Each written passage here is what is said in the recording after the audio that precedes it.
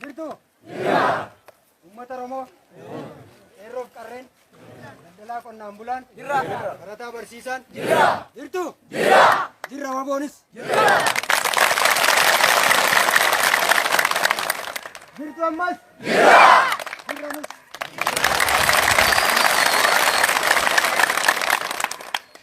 Ayyeegaa waggoota lama amma sadii callisaan dhaggeeffadha waan hin jedhu.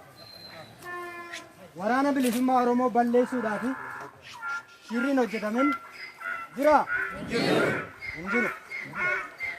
Waraana bilisummaa Oromoo balleessuuf mootummaa gabroonfataan haadha keenya ulfaa ajjeese, abbaa keenya bineettii keenya ajjeese, barataa qonnaan bulaa daldalaa ajjeese waggaa 3 hanga 4 kan ta'u waboo balleessuuf hojjechaa ture. Jirra moo hin jirru? Jirra. Galata uumaa jirra. Akkas miti? Waraanni bilisummaa Oromoo kan badu hin badu. Ilma keetii, intala keetii, situ dhalche, obboleessa keetii, obboleettii keetii, abbaa keetii, eessuma keetii, durbii keetii. Dachee kana irratti eenyuun nu uume? Waaqa miti? Kanaaf waaqni nu balleessa? Waraana bilisummaa Oromoo balleessuun gonkumaa hin danda'amu. Bilisummaa Oromoo balleessuun yoo Oromiyaa kutanii gadi galagashan tokko. Lammaffata immoo ati dhaluuf dhalchuu yookaan eerumuu fi fuudha yoo dhiifte waraanni bilisummaa Oromoo ni bada. Kana malee hin bada? Oromiyaa waaqii afaan nuuf kennee, dachee nuuf kennee, Oromoo jedhee amantaa nuuf kennee, nu dhaga'ee irratti nu uume kana kutanii yoo galagashan yoo danda'an Oromoon ni bada. Oromoon yoo bade immoo namatu hin dhalatu. Sinii galee namni erga hin dhalannee booddee immoo waraanni bilisummaa Oromoon bada. Kana immoo gochuu hin danda'u? Kanaaf waraana bilisummaa Oromoo balleessuun gonkumaa hin danda'amu.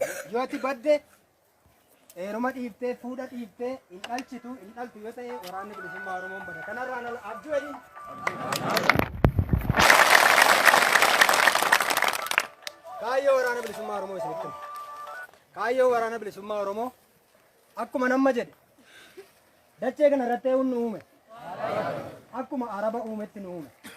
Akkuma Faranjii uumetti nu uume. Akkuma Chaayinaa uumetti nu uume. Akkuma ardii Afrikaa yookaan immoo Awurooppaa uumetti isaan keessaa tokko godhee Oromoos afaan kenneefi, dachee kenneefi, amantaa kenneefi nama godhee nu uume. Kaayyoo waraana bilisummaa Oromoo kana isa sarbamne kana iddootti deebisuudhaaf qabsa. Dhugaan kan eenyuuti? Waaqaati. Waraanni bilisummaa Oromoo dhugaa isaa dhabee, afaan isaa dhabee, dachee isaa dhabee, haadha isaa dhabee, obboleettii isaa, obboleessa isaa dhabee, hiree murteeffannaa dhabee, amantaa isaa dhabee bosonatti galeerraa nala haqa namaa barbaaduuf jechuudha. Waaqni immoo haqa wanta ta'eef waraanni bilisummaa Oromoo haqa waaqni uume mirkaneessuuf waan qabsaa'uuf baduu hin danda'u. Ifaadha miti?